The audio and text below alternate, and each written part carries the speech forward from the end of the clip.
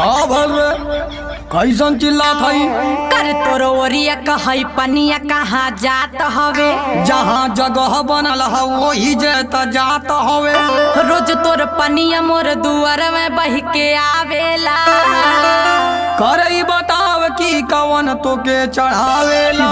कई बेरी कहानी पर न कैले के सही रे। हाँ तो जो पनिया हमारे ये तोरे बोही रे। देखा लोग नहीं जबरदस्ती बतियावत है। एकर वो रहा न खाली मोरिए घरे आवत हो। देखो जल्दी एकर उपाय तू लगाऊ रे। मोरे दुआरे ढेर त चढ़ी के मत आऊ रे।